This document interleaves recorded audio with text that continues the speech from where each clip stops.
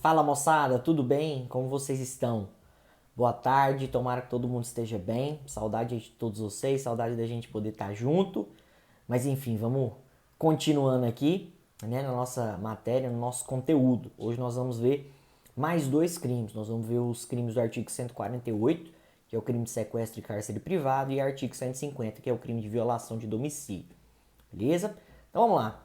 No artigo 148 a gente tem o crime que eu queria deixar bem claro. O nome do crime é sequestro e cárcere privado, tá? O tipo penal do 148 não faz distinção do que seria sequestro e cárcere privado, beleza? O tipo penal não faz essa diferenciação. Quem vai fazer a diferenciação é a doutrina.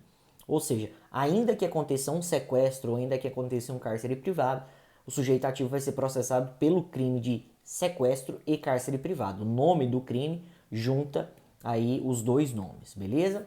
O que diz o artigo 148? Privar, tá? Privar alguém de sua liberdade através de sequestro ou cárcere privado. Ou seja, o crime de sequestro e cárcere privado acontece quando um sujeito ativo ele priva, ele restringe, ele limita, tá, alguém na sua liberdade através de sequestro ou cárcere privado. E aí o que é importante a gente falar inicialmente? O que seria essa privação de liberdade? E mais do que isso, qual liberdade seria essa? Entende-se que essa liberdade é a liberdade de locomoção, tá? A liberdade de locomoção, a liberdade que uma pessoa, que um indivíduo tem de ir, de vir, de transitar, ou seja, de ter o seu livre-arbítrio e poder decidir, tá, onde quer que ela vá, onde ela quer ficar, onde ela quer permanecer, onde ela não quer estar, tá, onde ela não quer permanecer.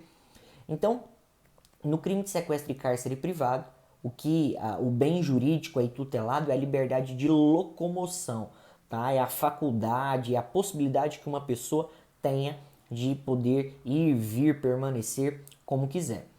O crime então acontece quando essa liberdade de locomoção ela é privada, quando essa liberdade de locomoção ela é impedida, ela é tolhida.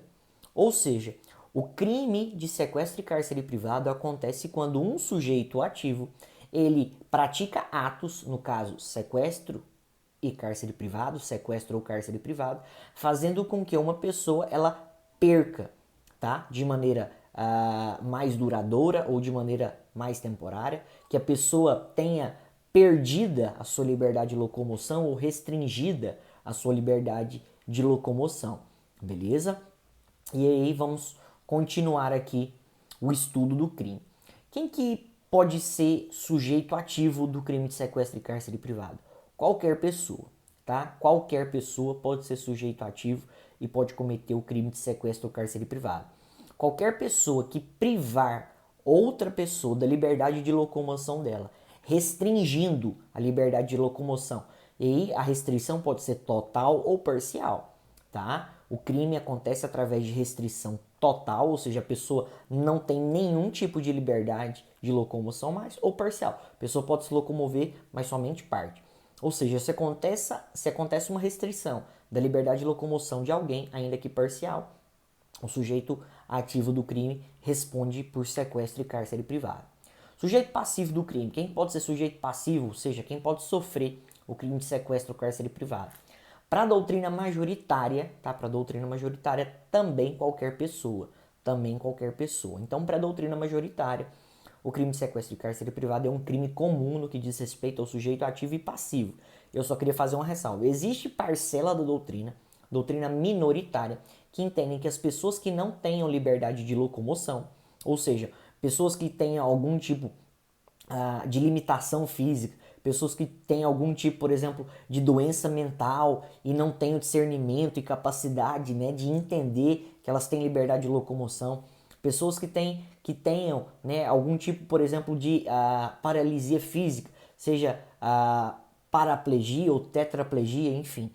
Parte da doutrina entende que essas pessoas não teriam liberdade de locomoção e dessa forma não poderiam ser sujeitos passivos, mas esse não é o entendimento da doutrina majoritária. A doutrina majoritária entende que essas pessoas ainda, tá, que não tenham a ampla liberdade de locomoção de forma orgânica, de forma natural, podem se locomover através de outros né, instrumentos, através de outros meios, né, por exemplo, uma cadeira de roda. Ou seja, para a doutrina majoritária, qualquer pessoa pode sofrer sequestro de cárcere privado, pode ser sujeito passivo de sequestro e cárcere privado. Vamos lá.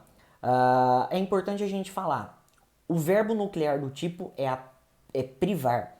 O verbo nuclear do crime de sequestro e cárcere privado é privar a liberdade de alguém.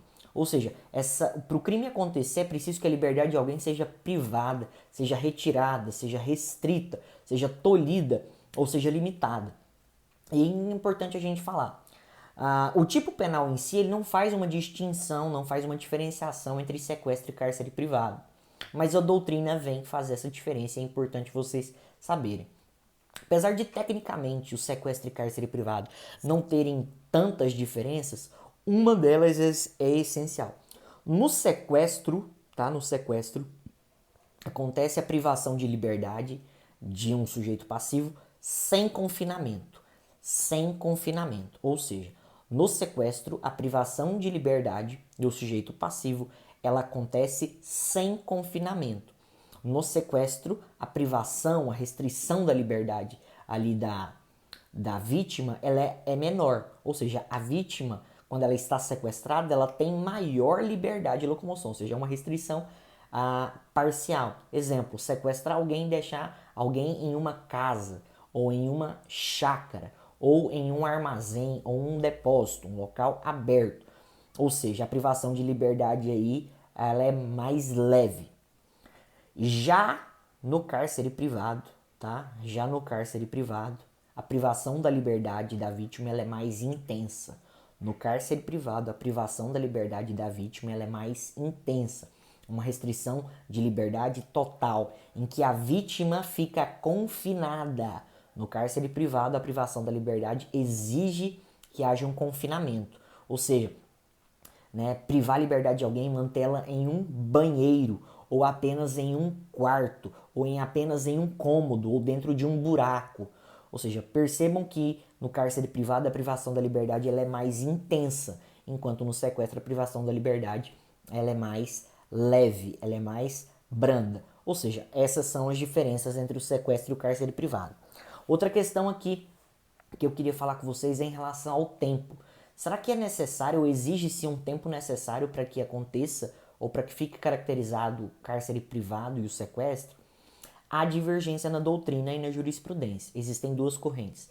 Existe uma corrente que fala que o crime de sequestro e cárcere privado não exige uma duração de tempo, ainda que a privação da liberdade se dê por breve período, ainda que a privação da liberdade se dê em curta duração, o crime já está caracterizado. Essa é a corrente majoritária e é o que tem prevalecido. Se acontece a privação da liberdade de alguém, ainda que por um instante, ainda que por um pequeno período de curta duração, o crime está caracterizado. Já uma segunda corrente entende que essa privação da liberdade de alguém tem que se dar por um período juridicamente relevante. Mas essa é a corrente ali minoritária. O que prevalece, havendo privação da liberdade, ainda que por curta duração, o crime ele restará caracterizado. Vamos lá. Tipo subjetivo do crime. O crime de sequestro e cárcere privado é um crime essencialmente doloso. É necessário o dolo, é necessária a intenção de se privar, de se retirar, de se restringir a liberdade de alguém. Não se admite culpa no sequestro e cárcere privado. O sequestro e cárcere privado não admite a modalidade culposa. Sequestro e cárcere privado é um crime necessariamente doloso. Outro detalhe. Se o sequestro e cárcere privado acontecem com a intenção, tá, de receber dinheiro, se o sequestrador, tá, ou o sujeito ativo que privou a liberdade de alguém fez isso em busca ou em troca de dinheiro para exigir vantagem, aí o crime já é ou vai ser o crime de extorsão mediante sequestro. Percebam, no crime de sequestro e cárcere privado a intenção da gente é apenas de privação de liberdade. Se a intenção do agente com a privação da liberdade é ganhar algum tipo de vantagem, dinheiro, aí o crime já não vai ser mais de sequestro e cárcere privado, já vai ser crime de extorsão mediante sequestro, que a gente vai falar ali mais pra frente, beleza? Vamos lá, isso lá no artigo 159, tá? Extorsão mediante sequestro tá lá no artigo 159, nós vamos falar mais pra frente.